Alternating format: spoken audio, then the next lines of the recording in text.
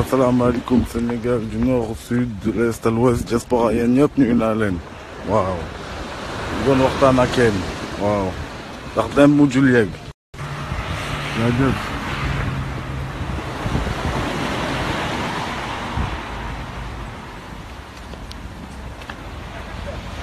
waaw dañuy waxtaan ci raciste bi la ñuy waxal waaw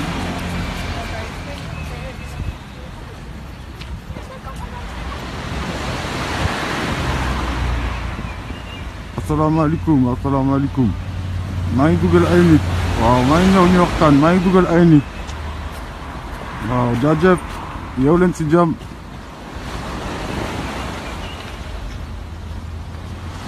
tey dañu waxtaan ci raciste bi waaw Charlie Macky ak remaniement bu mu def waaw ndax day jalgati rek jaajëf waaw maa ngi ñëw damay dugal ay nit di nuyu ñëpp di leen souhaiter bëccëg jàmm waaw te dañu waxtaan léegi si yooyu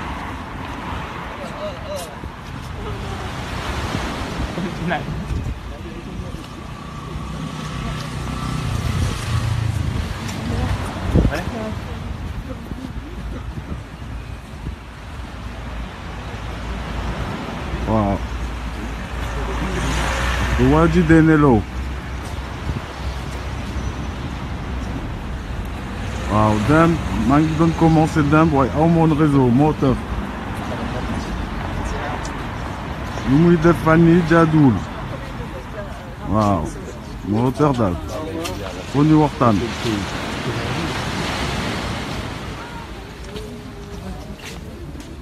maa ngi dugal ay nit waaw lii mooy Martinez maa ngi dugal ay nit maa ngi ñëw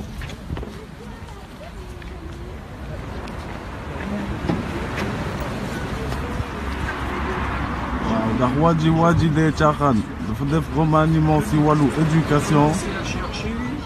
te jaaduwul yéglewu ko itam yaakaar naa kon moom warul di fonto nit ñi waaw maa ngi ñëw damay dugal ay nit waaw di nuyu ñëpp fi may commencé tey mooy ñu demoon Paris ma leen di féliciter seen taxawaay lépp ci jàmm ak salaam waaw kon yow Charlie Macky xam nga ni sa askan moo la gën a yeew gën diplomate gën a xam yoon yu civilisé te suñu police war ngeen gis encadrement tubaab waaw amul benn problème parce que duñu déggoo di xam lu waral lool ñu yegle leen waaye nekkuñu fa di xeex ak di sànni ay jaasi moo tax ngeen nekk ñu la waaw Birama moo ñëw tey di nuyu ñëpp waaw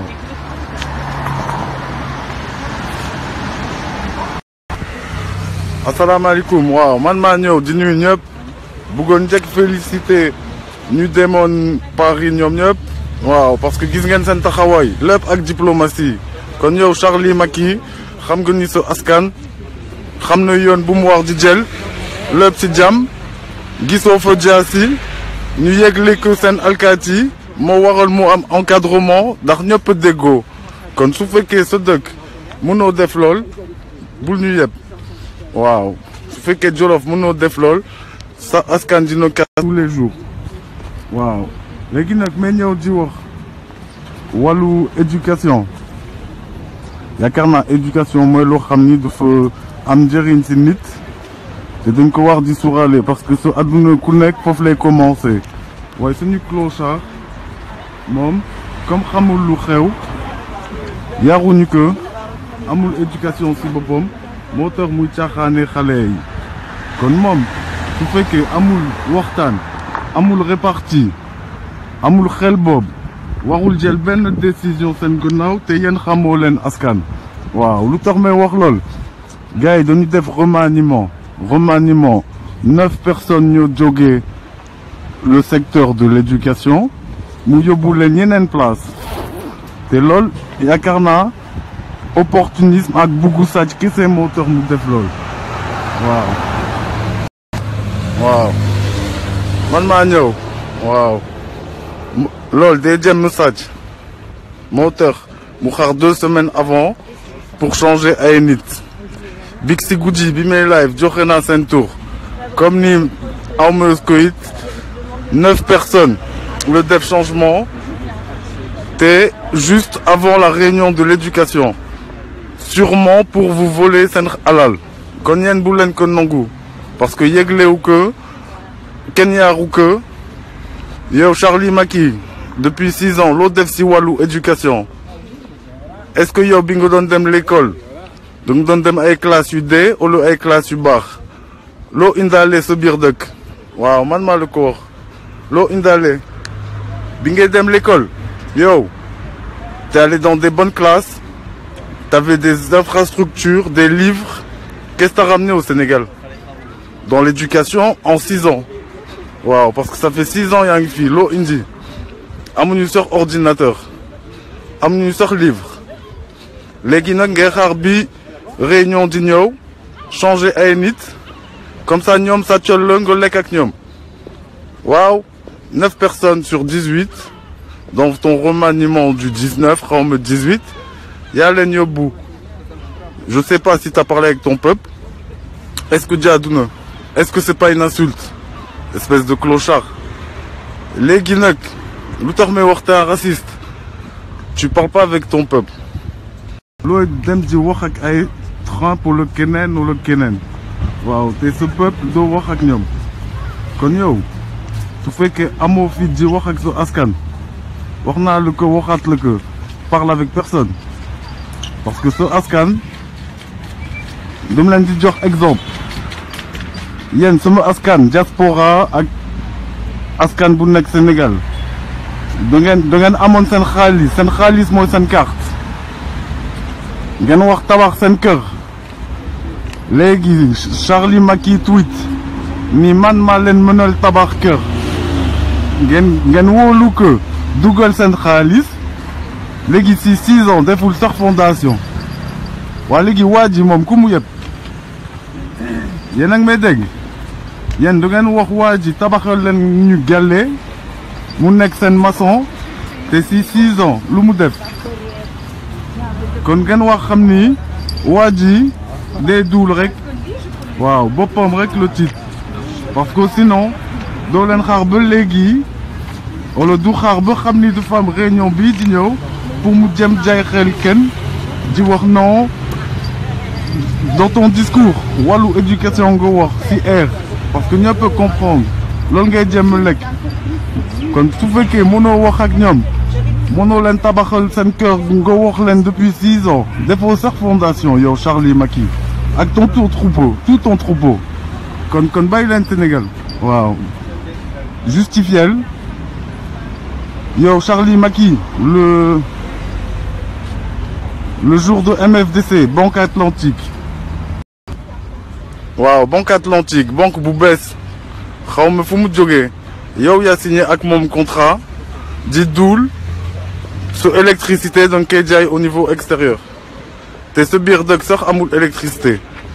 te loolu waxu ko sa askan itam waaw yow yaa duul l'électricité sera à l'exportation xaw ma koo yëpp dans le Sénégal il y a même pas d'eau il y a pas de courant tu vas t'engager alors que la maison du peuple que tu avais dit tu construis en 2012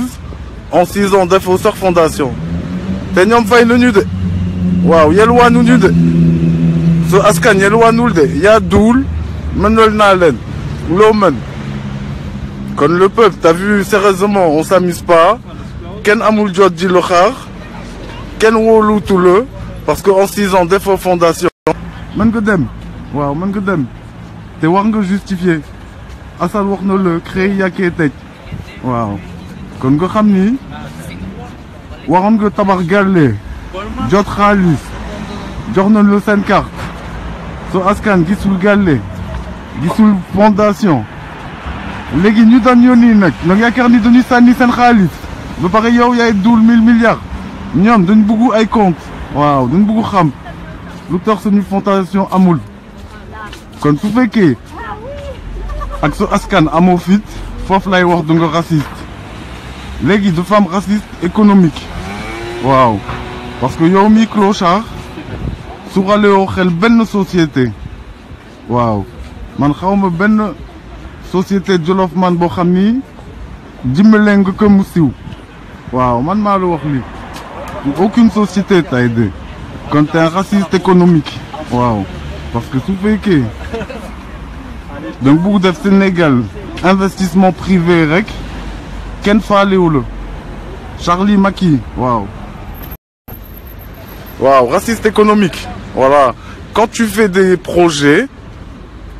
avant ngay ñëw amoon na société bi ngay ñëw amat na yeneen waa léegi yow bàyyoo xel kenn sa bopp rek yaakaar ni nag am nga mat nga responsable xawma kilifa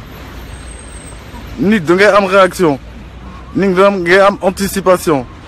mais yow xamoo nit waaw parce que amoo gëm-gëm clochard nga ma la koy waxaat tous les jours waaw kon su fekkee da ngay def remaniement opportuniste kenn du ko nangu waaw nga wax di wax yi nga bëggoon nekk président da nga doon wax xaw nekk nit waaye léegi comme cuune dootoo wax justifier leen mooy banque atlantique laa la wax waaw yow yaa duul ak ñoom électricité xawma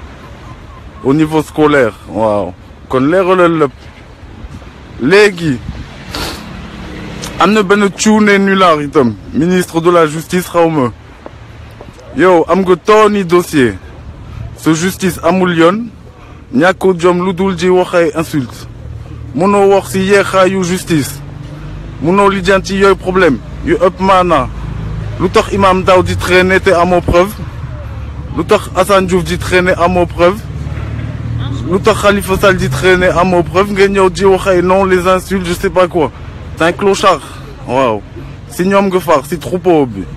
Madior Fall je sais pas quoi xawma clochard waaw amoo benn bon sens xawma fu ñu la formé yow sa justice dawul sax 1 kilomètre ay dossier 2 ans 5 ans 10 ans ñu ngi fa taxaw nga ñëw di wax si ay waxu Facebook te tegoo dara si yoon ma jox la beneen Ali Ngouille Ndiaye voleur d'or waxal ak moom lu tax ngeen fal ko ministre espèce de cuune bul wax ci mukk si ay waxu loo maîtriser wul waaw doon la jënd bu yàgg ngay lekk ay miettes di dof lu suñu kaw va travailler va te former va parler concret adulte waaw insulte si yéen la jógee moo tax ñu saag parce que du ngeen clochard waaw moom tam ñoo xam boppam parce que cuune nga am na benn faux liveur boo xam ni du sax seetaan écran bi di faral clochard yow tamit cuune nga maa la ko wax waaw Pape Diouf clochard fayo ba tey kon clochard nga international confirmé Cagoulard yow tamit statut nga parce que vous êtes des voleurs léegi yooyu yëpp am na yéen jàppal leen ni ku leen wax seen maçon seen ku waroon liggéey ngeen jox ko seen carte caaxaan la fa nekk di sàcc rek ndax tiit waaw loolu mooy liggéeyam moo tax taluñu di déglu bàyyil di nu déglu del liggéey waaw démissionne vite t'as gavé tout le monde t'a gavé quand tu fais un remaniement pour sàcc on a compris tout le monde a compris waaw léegi am na kayit maa ngi dem toog fenn ma gën di leen wax ay leeral mais yooyu xibaar ma wax officiel waaw dafa def lool car ni moom dëkk ba espèce de clochard wa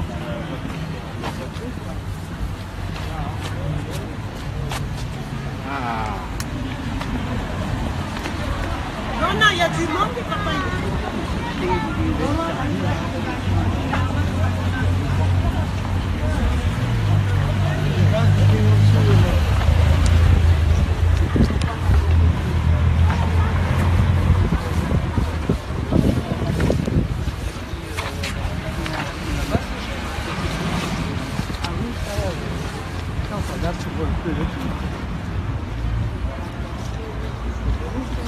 waaw am na beneen clochard bu feeñ ministre environnement Mame Thierno Dieng xaw ma do salaamaaleykum nga xaar ba problème am pour wax ci Casamance yow tamit mosoo liggéey mosoo xam liggéey tu sers à rien parce que waroon nga wax balaa problème boobu am waaye xaar ba problème bi am pour duul yooyu soxloo ñu ko ñun doon soxla ay nit yuy anticiper prévoyant pas ñuy constater kërëb ji konkon lu fekk amuñu xam-xam waaw nit da nga wax di prévoyant mais yéen ay dernière minute rek moo tax 2018 soxlawul yow Charlie Macky adduna 2018 dafa am doxalin depuis 2012 loo ñu dolli si mise à jour loo def waaw loo indi carte électeur dafa waroon informatiser kenn waxul ji xaar mais da nga nulaar waaw tous les jours ñu la koy wax tous les jours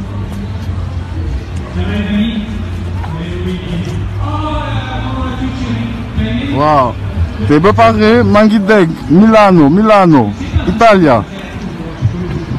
askan buy jël foofu ay carte seen carte yooyu duñu mën voter kon yow amoo fair play t'es pas honnête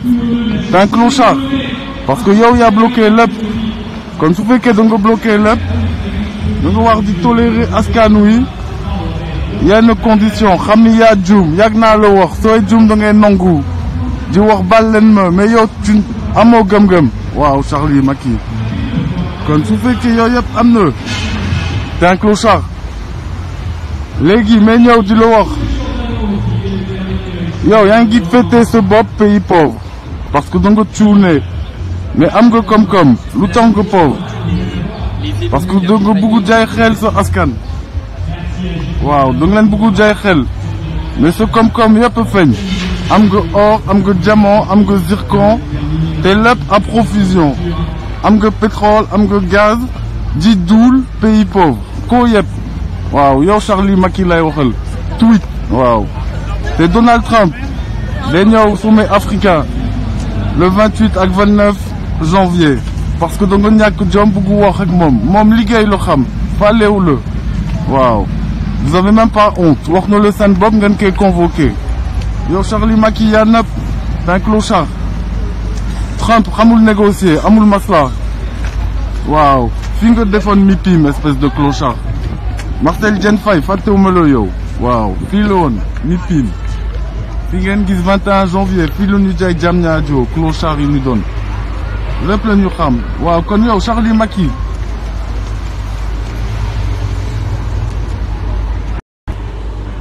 waaw kon yow Banque Atlantique dafa concorder ak MFDC waaw su fekkee Banque Atlantique ak MFDC waaw mayo Sénégal man faalewuma la pas de complexe su fekkee Banque Atlantique t'as signé des accords di wanteer sa électricité di duul daan ko jaay à l'exportation di meew waaw parce que waxoo ak sa askan kon yow espèce de clochard transparence mi ngay woote elle est où yow su fekkee président dafa yem ci discours te discours yëpp da nga ko fen di duul 2018 la nekk 2018 adduna dafa laaj mise à jour boo xam ni amoo compétence amoo xam-xam parce que yow bi nga ñëw 2012 dem nga école Europe mais comme da nga clochard yow yaa seetaan suñu école ñu nëpp 80 élèves par classe 90 élèves classe plein air ak yooyu kon yow bëggoo kenn yeew léegi nag comme am na conférence boobu da ngay duul bëggu sàcc indi seen mbokk nga fete leen ay poste waaw yaa def remaniement changé 18 personnes 9 postes concernent l'éducation à 2 semaines de la réunion toute cette proximité kon yow liggéeyoo t'es un voleur léegi ma lay wax Assane Diouf yow Madior Fall di duul ci ay insultes dañu gën di sag parce que yow da nga war di wax ci lu tax seen justicière mais comme da nga nëb dañ la jënd t'es un clochard toi aussi xamoo sax lan mooy su liggéey xamoo lan sax lan mooy procédure te sax bul sax ñëw ci man faalewuma la mais dama lay expliquer adduna dafa am yoon logique yow Charlie Macky c'est pareil sa diaspora buy mandat sànniwul xaalisam daa leen justifier lépp nga wax xam ni su fekkee da ngay duul pays pauvre yow yaa pauvre parce que su fekkee nee nga 2014 Cairn Énergie société Écosse yow yaay réserve mondiale 2014 moo waral nga doon dem ay G20 di tege ak ay G8 G7 léegi zircon yaa yor 3e réserve léegi faaleeguma gaz faaleeguma or faaleeguma diamant léegi nga bëgg pauvre yow yaa pauvre mais mënoo dut sa askan waaw parce que amoo xel réunion éducation sa askan moo waroon dem yow nga déglu ñu rendre le compte parce que da nga clochard amoo fit complexé raciste waaw doo wax ak ñoom parce que da nga yaakaar di sàcc mais léegi yow yaa waxoon da ngay tabax gàlle am na fondation si 6 ans fondation mooy carte électeur joxewo leen 6 ans léegi man naal ko wax chaque jour de mes mandats mais j'ai compris waruma mandat j'ai compris sama mandat dafa war di wàññeeku parce que yenn war di structurer Sénégal teg ko si yoon ku nekk am wàllam su boobaa immigré yu nekk extérieur yëpp dañu mën jënd kër fu ñu toog mais comme da ngeen clochard yaakaaroon ni duñu mos comprendre Assane Diouf wax na kenn léegi moo tax yow Assane Diouf amoo motif laisse-le vite sinon tous les jours nga am gàcce parle du remaniement que t'as rajouté à toutes tes conneries parce que début d'année bi yaa ngi ak remaniement en traître pour voler le budget de l'éducation yaa ngi ak Banque Atlantique même ces xibaar waxuñu Banque Atlantique moo tax ngeen clochard yeen ñëpp bokk ci troupeau waaw tous parce que Banque Atlantique projet d'électrifier un milieu scolaire war ngeen ko waxtaanee éducation mooy démarrage àdduna léegi yéen amoo leen éducation buggu fete waxtaan boobu seen biir te amoo leen ci xam-xam kenn yaru leen seen doxalin moo ko wone waaw seen ñàkk communication moo ko wone kon yéen léegi incompétent is daa ëpp waaw daa ëpp Sénégal soxlul gën a perte temps waaw bi ngeen ñëw 2012 dul nga dulaat waaw kon ça sert à rien que t'insistes parce que su askan moo la gën a yeew mais jaajëfal sa mbokk nekk si biir palais di ñuy wax xibaar yi xew voilà parce que na nga cuune seen biir am na kuy duul moo tax ñu xam lépp sans son waaw kon yow liggéeyoo sinon kook du sen mais même kook day wax parce que day dafa gis naa fekk bi daa ëpp comme da ngeen cuune yaakaar ni on joue kenn foowul yow bilan la laaj ak justification soo mënul lool bul sax xalaat leneen waaw bul sax xalaat leneen parce que kenn doful koo xam ni toog na 30 ans àll ba yaa ko bloqué waaw koo xam ni dañu def ay 30 ans àll ba yaa leen bloqué parce que lu ñu am yoon ni que alors que soo defoon minimum bu yàgg yow ak seen morom ñu nekk àll ba daañu gën a woyof mais cuune ngeen kon léegi jàppal ni amul négocier t'as perdu yàgg na Jean-Christophe Ruffin bi nga nekk franc-maçon 2007 wax na sa mbokk nekk biir palais di wax ak ñun c'est bon chaque jour na ngay dolli gàcce sa bopp parce que amoo analyse amoo xel amoo conseil da nga tiit soo tiituloon daa waxtaan ak ñoo xam ni daan la leeral mais yow xamoo doxoo xamoo sax lan mooy adduna waaw bi ngay ñëw Paris foo doon wàcc ay aéroport yu civilisé wala da nga doon wàcc ci air kon yow amoo sax bët moo tax bàyyi Sénégal vite fait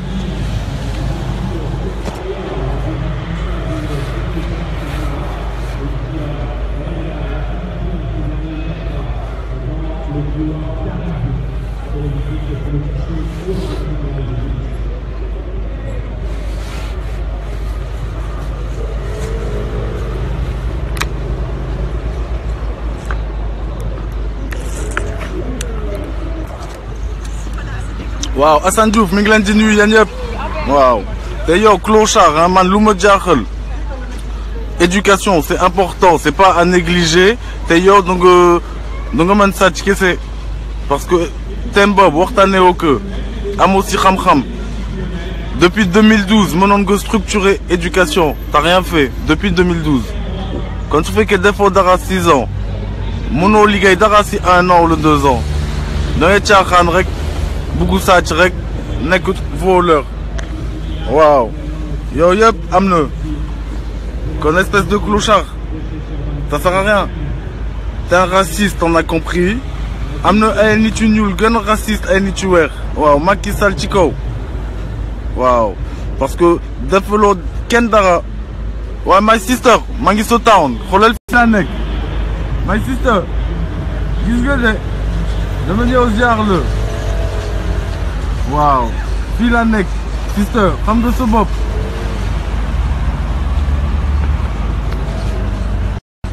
waaw du man kese maa dëkk fii am na keneen ku dëkk fii waaw gis naa que ñu naa la lu bare ji wax raciste bi nga doon del waxtaan nag soo askan comme ça dootoo am gàcce yu bare daan la conseiller parce que soo askan moo la ëpp bopp mais comme da nga leen négligé yàlla daf lay woon cuune rek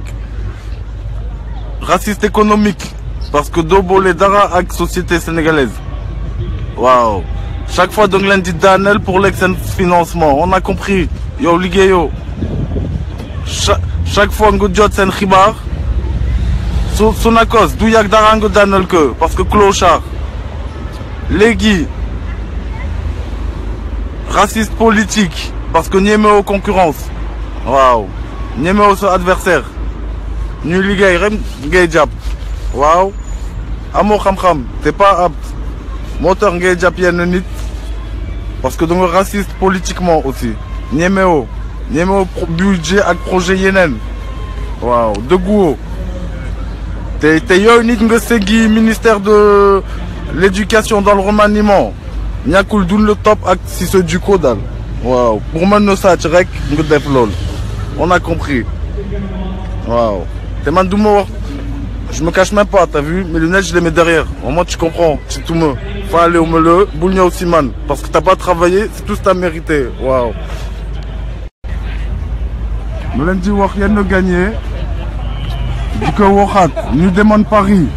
gën dem Paris si jàmm am xel diplomatie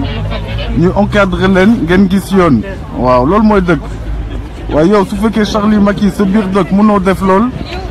donc ñu woon ni mënoo sax téyee dëkk waaw kon su fekkee le 2 dafa am ay manifestation logique ndax liggéeyoo waroo sax di kaas yaa ko liggéey waroo sax di jox ay mauvais ordre waaw mais ñëw si problème étudiant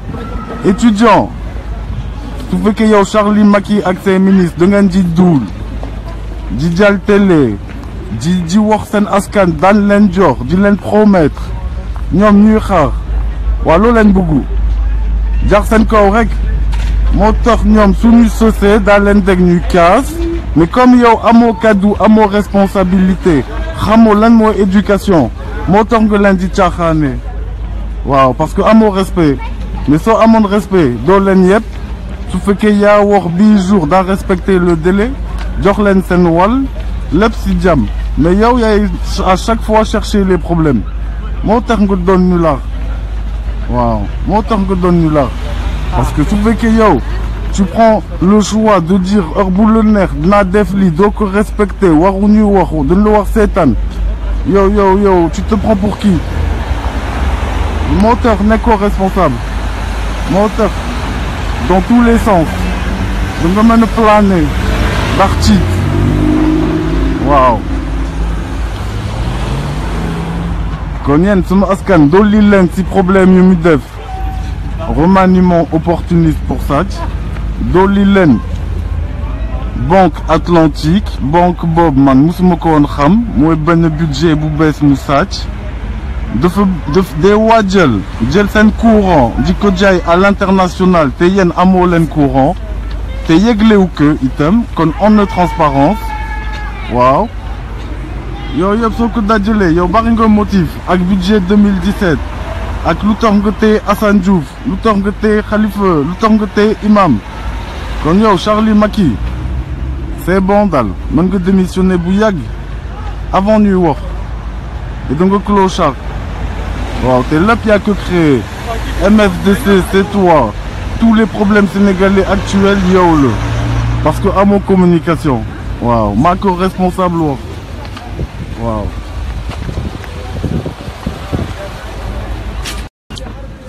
waaw loolu maa la ko wax waaw comme t'as pas de communication c'est toi le responsable de tout parce que ton gage et après tu veux plus parler eh oui am na yenn wax soo koy wax da ngay dugal sa bopp rek waaw exemple MFDC exemple tweet kenn laaju la kenn cité wu la yaa waxal sa bopp exemple Youssou Mari seen criminel déglu naa album Ablaye Mbaye c'est pareil waaw y a plus de suite parce que da ngeen muuma da ngeen clochard waaw vous êtes pas responsable voilà il est où l'album Intérêt Général espèce de clochard Youssou Mari seen criminel waaw eh oui amu leen sax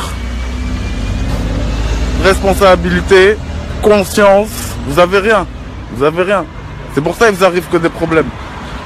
waaw Assane Diouf mi ngi kan faalewu leen parce que vous êtes des voleurs avec tous les indices à côté de nous waaw bari ngeen indice trop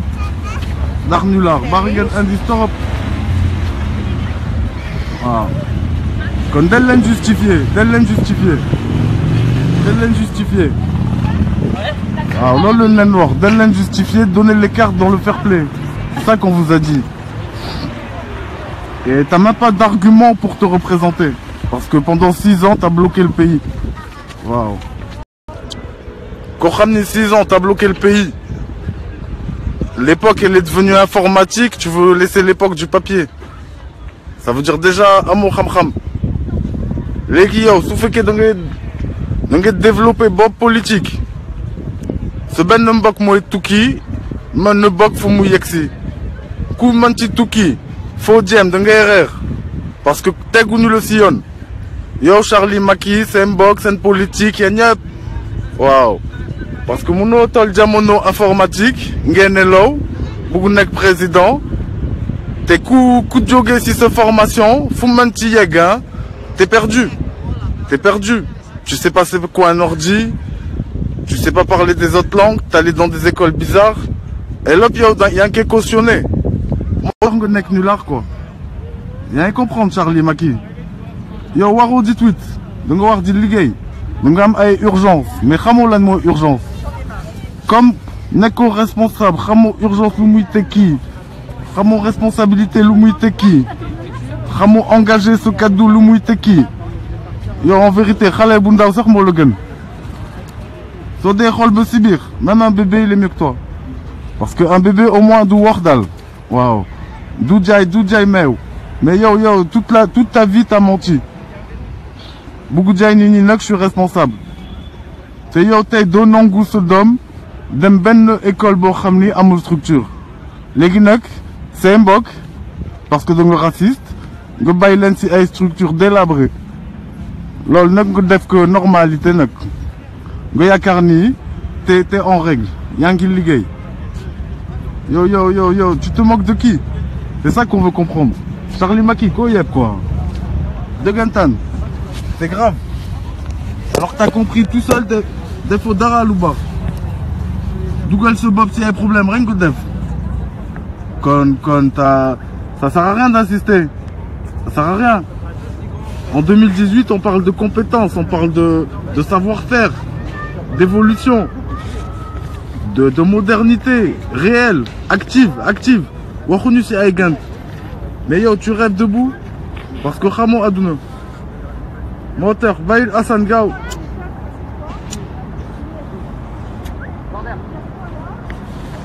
waaw bàyyil ñëpp vite fait t'as vu parce que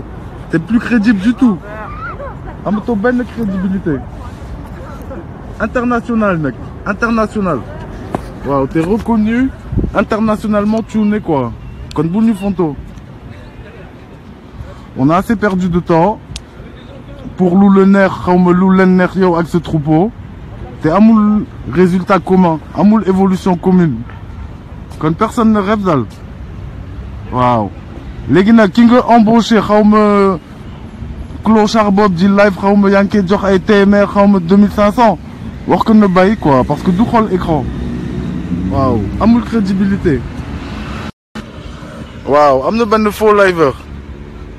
il comprend rien il regarde même pas l'écran il sait même pas parler il n'est même pas diplomate il n'est même pas cohérent yo c'est quand la preuve de ton travail pourri la preuve de ton travail pourri tout dans l'arnaque moteur daal doy na ça suffit depuis longtemps waaw mais le koy wax normal ce que je te dis c'est de la logique j'aimerais bien fii ak yàggul dootuma yónni xaalis Sénégal quoi ñu mënal seen bopp te yow yaa leen mën dimbale clochard parce que yow yaa leen waxoon naa leen tabax gàlle waaye tabaxoo sax fondation kon yow xam nga t'es même plus crédible en 6 ans et ils ont payé avec leur carte ils t'ont tout donné on te fait confiance en fait t'es un traître t'es un vendu t'es un criminel non da nga cuune t'es nal xamal dara de t'avais la meilleure place tu pourras plus jamais avoir ça dans ta vie waaw doo am feneen lu mel nii ay responsabilité yu neex nga nekk clochard dootoo ko am waaw t'as perdu dans ta vie maintenant t'auras que des galères parce que c'est tout ce que t'as souhaité aux gens waaw man maa la ko wax Birama waaw dootoo am place bu mel nii toute ta vie tu vas galérer parce que loolu nga liggéey waaw caxaadum eh oui président pour se moquer du monde ça y est t'as perdu toute ta vie tu vas galérer dootoo am lool allez-y monsieur eh oui ça se respecte ce statut c'est pas un jeu mais yow amoo xam-xam quoi tu comprends rien parce que ta vie c'est le désordre nga bëgg def Sénégal désordre crassier ñun duñ ko nangu waaw t'as vu hier à Paris les policiers ils ont encadré des Sénégalais parce qu'ils étaient au courant avertis civilisés waaw kon yow defal lool quand aujourd'hui xawma hier il y a une manifestation anti-Trump lépp si jàmm waaw kon su fekkee gis nga yooyu yëpp te yow yaa ngi woote pays émergent xawma pays démocrate laisse le pays manifester clochard waaw Macky tweet yow lay waxal il y a eu des manifestations internationales Trump manifestation anti-Trump 200 000 personnes lépp si jàmm parce que dañu nekk ay dëkk yoo xam ni quand ils disent démocratie ils appliquent démocratie waaye yow da ngay wax ay wax te doo appliquer say wax Sénégal soxlootul président bu mel noonu t'as vu maintenant quand tu parles t'ouvres ta gueule pour dire de la vérité sinon t'ouvres pas ta gueule tu vends pas du rêve il y a plus de petits bébés il y a même le bébé de 5 ans maintenant il sait qu'est-ce qu'il veut alors toi si t'es président tu sais pas ce que tu veux bàyyi le Sénégal parce que t'es un clochard waaw eh oui Hassan il t'avait prévenu sur ça aussi t'as dit si tu m'attrapes il y en aura des autres yow Don Yakar il disait des Hassan day gis il t'a tout dit mais yow yaa dul gis moo tax mënoo nekk président parce que doo dégg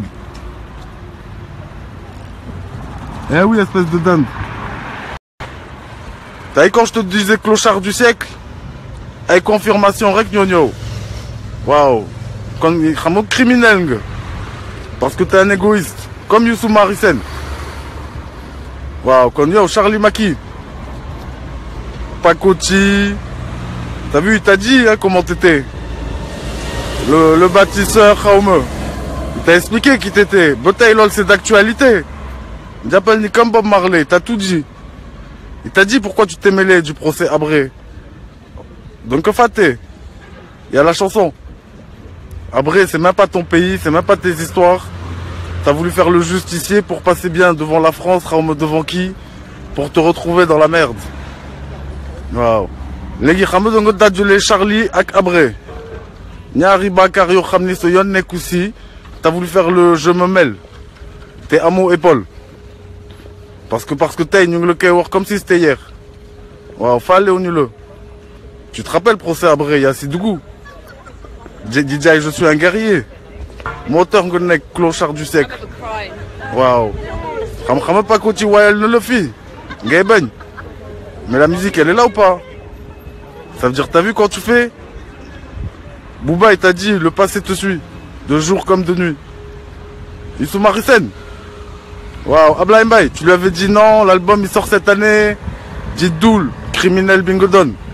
conscient responsable de bon matin vous êtes tous des criminels waaw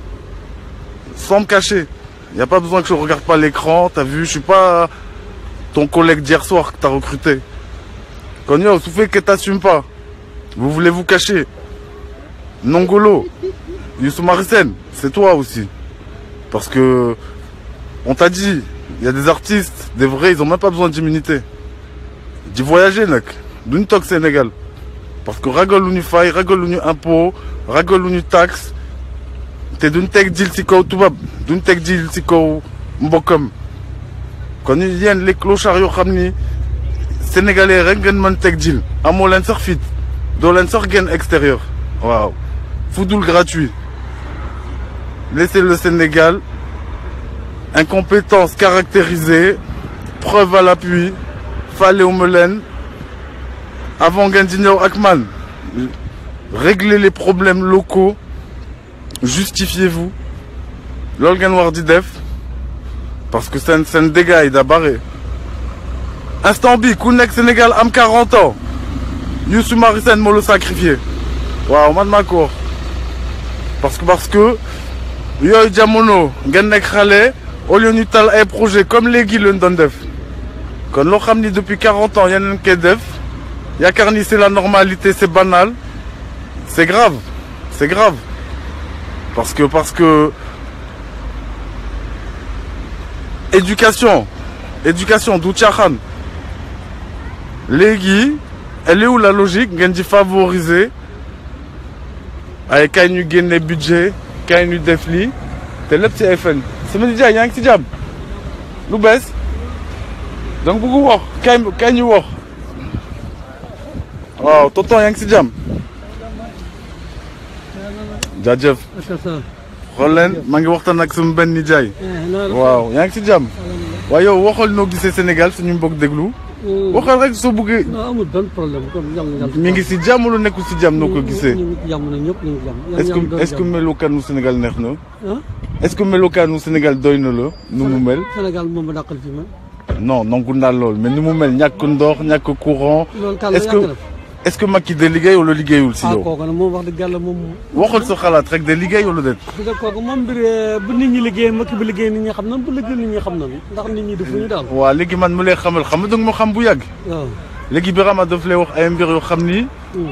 liir naa que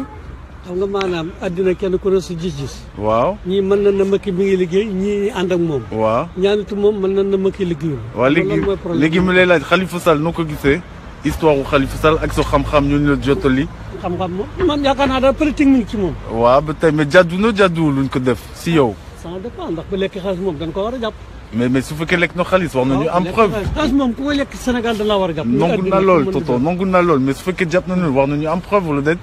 moom daal preuve bi moom wax dëgg yàlla wóor ma xam nga liggéey amuñu preuve moo tax mu lay wax yow man liggéeyuma ci gouvernement bi même man xaw ma ci dara même man maanaam nit ki fekkee dañ koy jàpp audit ko mu am mu lekk xaalis waaw dañ ko war a jàpp teg ci ndax xaalis bi pour ñëpp la ku amul ku lekk xaalis da nga ko war a bàyyi mu libre jaajëf kontaan naa si sa wax mu lay xamal Sénégal am na diamant liir naa ko te yow xam nga ma bu yàgg Sénégal am na pétrole lu bari liir naa ko su ma ñibbi fekk mu dagg lii naa la ko woon d'accord te yow yëpp am na ko waa ji leeralu ko ah xoolal am na diamant am na or zircon jàmm moom Macky rek faa fekk jàmm moom Sénégal moom ak ku mën di doon non diamant laa la wax diamant waaw yëpp am na fa waaw mais waxu ko diamant moom wax la dëgg waaw suñu benn mbokk jox na xalaatam parce que Birama farul fen te moom xamul lépp waaw parce que seen information ak seen xibaar yëpp ay duul la yaa ngi gis waaw mais xam naa ko bu yàgg dinaa ko gisaat wax ko lu xew pour leen wan ni man même que fii laa juddoo dinaa wax ak ñoom daaw naa jaay kon dox naa ba xam ay Modou yu dul jeex waaw sans complexe et me les xamal la dañ leen justifier waaw parce que yow Charlie Macky tweet il y a plein d'urgence yoo xam ni taloo leen parce que ñàkk xel waaw kon defal lool quoi moo gën voilà defal lool jaajëf ku baax yaa ngi si jàmm jaajëf waaw suñu benn moo doon laal comme mi ngi laal dam koy bàyyi mu liggéey waaw daa doon laal waaw yenn gagné bu yàgg parce que mënul wax day jéem sàcc loo tax mu toogaat man maa ko wax da ngay jéem sàccat ay budget liggéeyoo dara waaw kon ce bopp politique amul sens perdre du temps kese la tudd pour beaucoup de gens par rapport aux peu qui vont bénéficier kon amul sens waaw jéemal loo mën waxal loo mën waaye liggéeyoo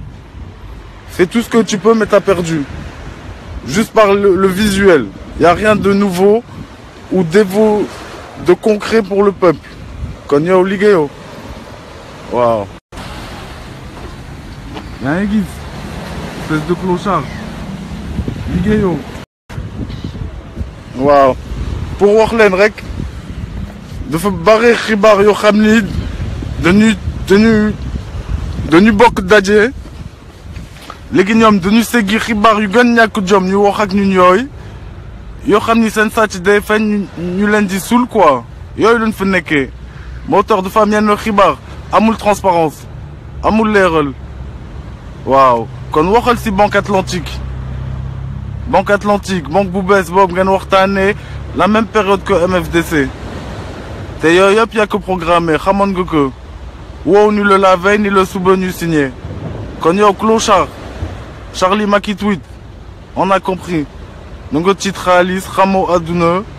amoo valeur amoo gëm-gëm amoo ambition lu dul personnel te yow wax naa la yaa bëggoon nekk chef de chantier waaw ni so askan naa leen tabaxal gàlle ñoom ñu fay la seen carte électeur mooy seen xaalis yow def nga 6 ans defoo sax fondation kon yow clochard mënoo joxe carte électeur mënoo justifier budget bi nga duul mënoo liggéey ministre de la justice boo xam ni day wax ci ay wax yu sew du wax ci lenteur judiciaire du wax ci importance yéen ñëpp opposition kenn du leen dégg mel na seen wàll génn na ba pare du ngeen cuune du ngeen tuuti waaw soxluñ leen lépp ci logique amul invention amul ci amul ça su fekkee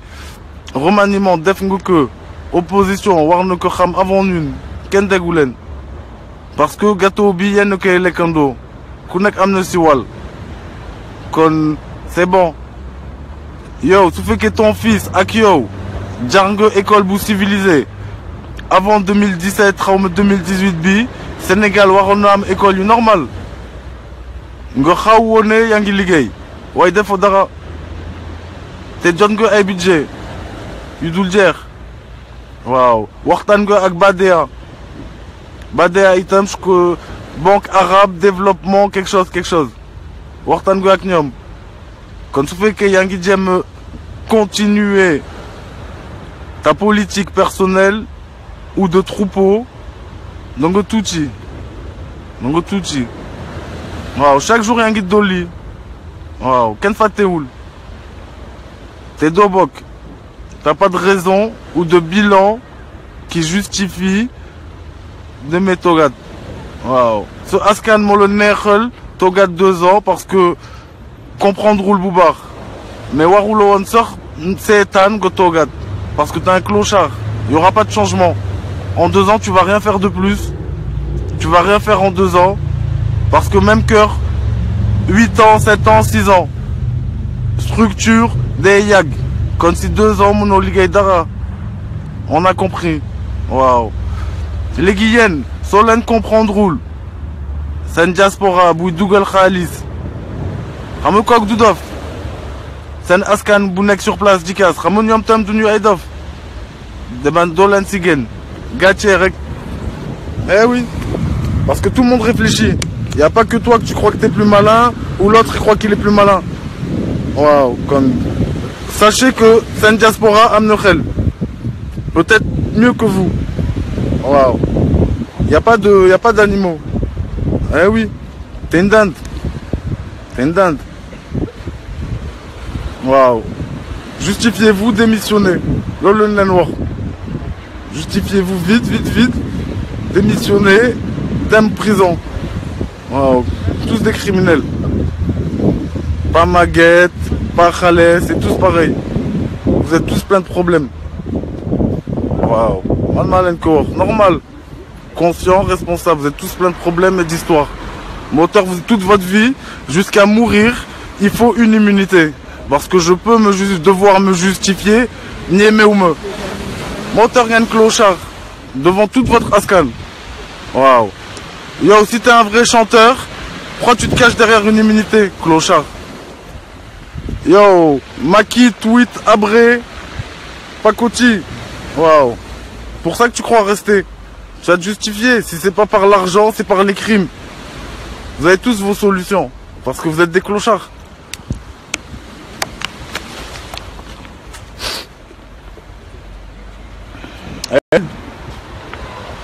Eh oui, espèce de dinde. Gilgan, fille à moule pierre, plage de sable.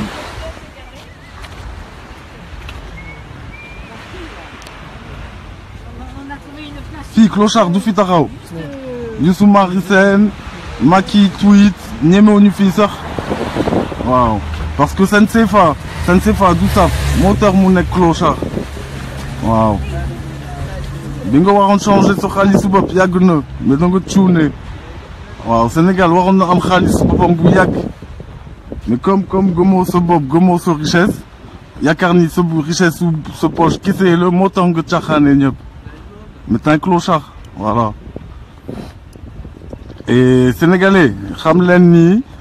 vous n'avez même pas besoin de visa, carte d'identité ngeen war di tukki biir aduna, carte d'identité maa ko wax. Parce que le play est gratuit. Vous sortez avec une clause. Tellement c'est un égoïste et un raciste. Auteur que un raciste. Waouh. Soit avec deal, c'est comme c'est un bok nous faut deux connes. Soura Léolène ça, l'ol moi raciste. Waouh. Le parrain n'est que complexé devant un Nassaran. T'es un clochard. Waouh. Vous n'avez pas de deal. Je comprends rien. À mon gars avec Léon Duldière. Il suffit de faire un appel d'offres au lieu de Wartane France, que c'est une solution. Mais donc, tu es nulard. Waouh. Si on fait un appel d'offres, dans le gain de faille, on les faille. Mais donc, complexe, moteur n'y a pas le sag. Tout est normal. Waouh. L'humain qui est instant bi, qu'on ait une compréhension beaucoup. Non le démé Sénégal. Parce que nous sommes du New York. Ça veut dire qu'on ait le droit à tout le nerf. Waouh. Lol Macor, comme vous parlez pas, chacun l'interprète à sa façon. À vos risques, Nak. Wow, parce que vous êtes des clochards. C'est pour ça que tout le monde il se permet de penser comme il veut. Sinon, faut communiquer vrai. Faut avoir des vraies presses, des vrais médias, qui ont eu des vrais diplômes. Faut pas l'identifier. Comme de beaucoup l'identifier. Nous ne donnons que l'identifier tout seul. Wow, parce qu'on est logique, parce qu'on est responsable, parce qu'on n'est pas des menteurs. On mange pas les sous de notre frère, nous. On s'en fout des 10 euros, des 100 euros, des 1000 euros. Waouh. Comme tu as vu, vous êtes des clochards. Vous avez cru, président, ça s'arrête à une signature et à un discours. Vous n'avez pas de compétences. Lol, 2018, vous avez plus d'arguments.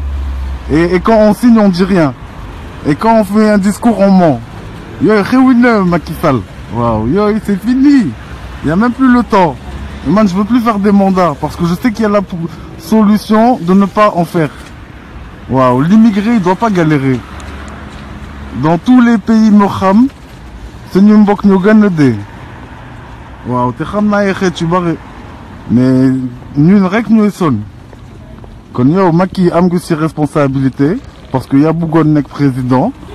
t'es amo carrure, Khamo ligay boblen là. Yo, lis le dalle. xam nga yow Charlie Macky yaa nekkoon premier ministre on est d'accord moo foofu nga perte parce que bi nga nekkee foofu nga xaw mokkal qu'est-ce qui se passe ak nu muy doxee léegi nga jël technique u sàcc kese bugg nekk président mokkal yeneen yoon di sàcc rek xam nga daa doon jàll ay jamono mais léegi da nga ñëw ak informatique da nga ñëw ak sa mbokk ji duul ji waxtaan ak man ak keneen waaw nekk seen biir ça veut dire c'est pour ça t'as perdu mënatoo def dara 2018 moo tax comme tu as été premier ministre tu connaissais comment ça se passe là tu essayes de reproduire mais il y a trop de chemin il y a trop de budget parce que ils sortent les budgets de chaque kon yow léegi donc bëgg nekk ci kaw gérer les 10 12 les 13 les 20 histoires te amoo xel xamoo alal waaw bi nga juddoo xamoon Macron su fekkee da nga koy jéem a dab mënoo ko dab keneen c'est pareil Trump mënoo ko dab parce que Trump avant mu ñëw yor na ñëwul pour sàcc dafa ñëw pour def waaw kon yow su fekkee bi nga nekkee premier ministre nga doon rêver léegi nga nekk président yaakaar ni c'est bon je me sers Abdou Diouf mënoon na ko parce que c'était une autre époque Ablaye Wade mënoon na ko parce que c'était une autre époque yow da nga wax xam ni mënutoo jamono bi c'est impossible waaw mais comme da nga cuune waaw ce rêve kese nga bëgg def moo tax ce rêve du am ni tu gagnes ni tu te représentes parce que t'es pas crédible faut être actif pour dire je veux me présenter waaye président statut complexé des occidentaux soxloo ñu que waaw man Birama j'ai pas besoin d'un président comme ça quand je retourne en vacances tout le monde me dit jox ma yooyu soxloo ñu que on veut un président actif pas statut te yow statut nga complexé nag waaw Trump rek gu ragal t'as peur que de Trump dans sa vie t'as dit 3 mots t'as répondu ce askan wax na ak yow urgence help déggoo sax help waaye tiital rek nga dégg parce que clochard waaw eh oui su fekkee c'est mbir donc koy jaay Birama kese clochard waaw loolu ma la koy expliquer su fekkee so alal tu vends tout à la France kese t'es un clochard parce que da nga war di def appel d'offres eh oui y a pas de l'huile à gagner c'est pas à toi déjà c'est pas à toi pourquoi tu choisis et t'arrives à la fin sur l'histoire moi j'ai habité là-bas 100 ans toi t'es arrivé 5 ans yarkal me 100 ans waaw juste pour ton caprice personnel et après aussi Fumé Moudjé t'es un voleur tremblouteur léegi xam nga da nga jot xaalis te weer xaw ma Alstom ou je sais pas qui là ces gens-là c'est des sociétés internationales en règle c'est pas des sociétés qui trichent on est d'accord Charlie Macky Alstom elle a un prestige elle a une logique une logistique de fonctionnement léegi yooyu société dañu ñëw suñu dëkk suñu defee yenn projet ñoom daal du dédommagé de ñoom duñu daw dédommagement duñu lay jox mais léegi yéen askan ñuy concerné si TER Macky daggal na leen wàll si seen xaalis waaw ku si bugg xam dara bu leen jël lum leen di jox da nga leen di wax génneel këyit boo xam ni Alstom fii la signé wala jox ma numéro Alstom parce que seen kër la yéen te moom daf leen di teg deal fu mu leen jox 10 000 5 millions 8 millions war nañ ko fay lu ëpp lool parce que Alstom du clochard bokkuñu jikko moom mooy dagg waaw ku dagg si boobu yoon laaj leen xibaar wala contact Alstom bu leen wóolu xamuñu liggéey dañu tiit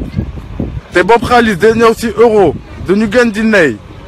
waaw yooyu yëpp mi ngi si biir waa gis ngeen ni manifestation Paris man gis naa que si jàmm amul jaasi amul dara tout est possible dans la paix waaw kon Sénégal benn nit kese moo waxtaane problème instant bi mooy Sidi Lamine Niass moom mooy seen sécurité waaw man maa ko wax lu mën ci xew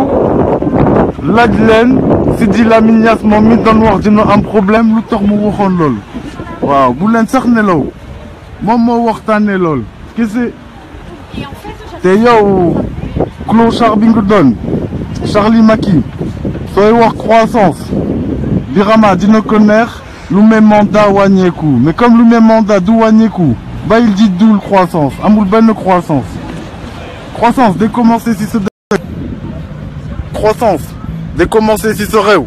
pas de commencer pour investissement privé sinon nga xamal croissance investissement privé moo am mu leer ñëpp xam lu loo wax mais pas ngay dul croissance te lépp cher waaw man ma la wax lool su fekkee croissance am na dama lay jox exemple ma doon yónni 300 euros dama war di yónni léegi 100 euros waaye egguma foofu dunduma lool kon da ngay duul waaw da ngay duul su fekkee amul lool c'est pas vrai y a pas de croissance investissement privé c'est mieux mais pas pour le peuple pas pour le local parce que t'es un clochard waaw yow yëpp moo tax nga nekk criminel clochard t'as que des motifs comme que léegi Youssou Mari Sène bàyyi leen Assane Diouf lañ leen wax trouvez vite le chemin de le sortir sinon tous les jours vous allez galérer tous les jours waaw te Assane Diouf il doit rigoler où il doit se dire tiens manqué na ay xibaar manqué na Donald waaw manqué na bi clochard yi ngeen doon yéen la ñu wax di tëj eh oui comme ça quand tu fais un remaniement tu préviens ta population ou ta presse elle dit la vérité mais pas ta presse elle ment l'opposition elle te couvre et vous mentez tous ensemble vous croyez que vous allez y arriver moteur tous les jours problème tous les jours voilà c'est ñun fais-nous nu comme je t'ai dit fais-nous nu t'as compris clochard voilà y a pas de on invente je t'invente rien du tout je te dis juste une logique une vérité sénégalaise que vous ne voulez pas reconnaître le gâteau il est commun pour tous les Sénégalais c'est pas ton gâteau ou le gâteau à l'autre waaw kon yéen les clochards voilà eh oui le gâteau Sénégal ñëpp ko bokk yéen moom moo leen si dara yéen justifier moo leen gën si moom juste des justifications pourquoi t'as fait ça pourquoi tu m'as pas dit lu tax xamuñu woon lu xew waaw lu tax suñu fondation ñëwul ba léegi eh oui c'est ça vos vrais discours à faire radiothérapie elle est où radiothérapie carte électeur budget Dakar c'est où tout ça eh oui pourquoi tu retiens Assane Diouf imam Khalifa parce que t'es un raciste rek waaw t'aimes pas la vérité t'aimes pas les vaillants t'aimes pas les travailleurs juste pour voler tout seul mais tout le monde il a compris tu peux plus voler waaw ma leen di souhaiter yéen ñëpp bonne journée dédicace à tous ceux qui sont partis à Paris parce qu'ils ont montré solution pacifiste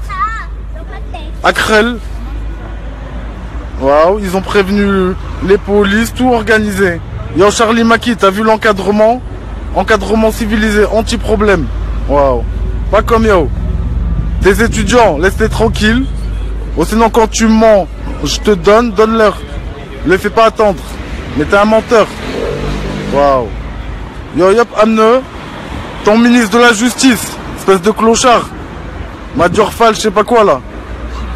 parle de la lenteur judiciaire sénégalaise parle pas des insultes ça c'est un détail il y a des urgences yoo xam ni je crois qu'à ton âge t'aurais pu parler d'autre chose mais dans le clochard menteur waaw dans le clos menteur toi le ministre de l'environnement t'as attendu qu'il y a des morts en Casamance pour faire style j'aurais agi tu sers à rien aussi le criminel Youssou Mari Sène intérêt général t'as dit tu vas le sortir il est où voilà on arrive ça y est février t'es un menteur t'es un criminel tous les vieux justifiez-vous vous aussi pourquoi vous voulez rester en poste jusqu'à mourir on veut comprendre parce que vous nous avez gavés. Voilà, vous saturez l'espace pour rien, sans compétence. Mais dédicace de Fedjot, tous les khalifistes qui ont fait leur manif, Sidjam, et qu'ils ont montré à Charlie Maki, le peuple il veut qu'une solution tranquille.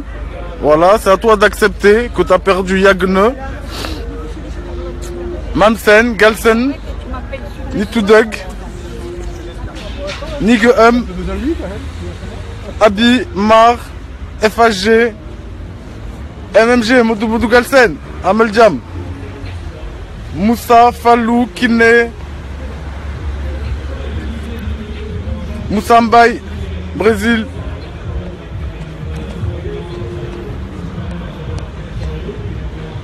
Queen Rama, Mamadou, Niane, Sotoni, Ferlo, Alain, Mamadou, Lene, Libas, Sode, Hassan Dioufrek, Ablaï Sile, Boubarbi, Assaliou, Omzo, Chertidjan, Babakar Mbaye, Tchassou, Sister La Baronne, Djadjef, Ante, Ferlo, Galsen, Anna Christine, Sister Degen, Mangion Sedek, Mamadou Diouf, Satouba, Sister Salimata, Yann Gagné Bouyag. Waouh, de Numoum, statue, Amsatou, Mamadou Elage, Fratello, Borom Derby, Hassan, Fallou, Sankara, Abba, My World, Philomène, Ibou, Cher, waouh, Djigolou,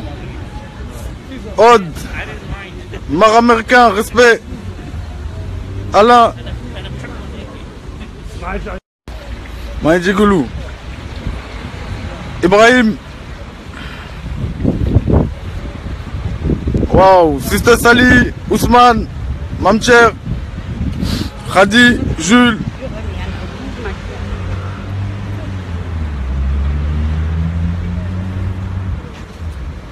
Fallou Vacation, Queen Rama, Ebeno, Aïssatou, Adja Fallou Fall, everybody inside. Never give up, you win easy, because they don't work, they only steal. All that they can do, because no. Wow, Tchakhanounou, vous avez gagné. Yéné le bout rafet, vous civilisez avec diplomatie, parce que évolution gagne sur l'eau. Wow. Sur place, de Foyag, on en a marre, et am gagne solution. L'eau doule, ay tune ñoo bloqué cette place tu bar. Waaw, diko xocho, sans xam-xam nak. Lepp ci ay lijanti. Compétence zéro. Waaw. So len ko waxone légui lo liggéey ci 5 ans dès lors, investissement privé, qu'est-ce que c'est le liguey? T'as l'ouldara pour rien. Moteur, t'as perdu. Waouh, t'as perdu, clochard. Waouh. Moi, Madal, respect. Waouh, Dylan Tago Yanyop, Didier Golou. Et Dylan War Ribar Yubar, moi, Defne remaniement en traître, opportuniste, pour Menosach. Mylen me second, Tep Sonimbok Bougouar. C'est pas sûr. Waouh. Ce même bok ñu ngi ni tok légui nga gis ñu mbok waaw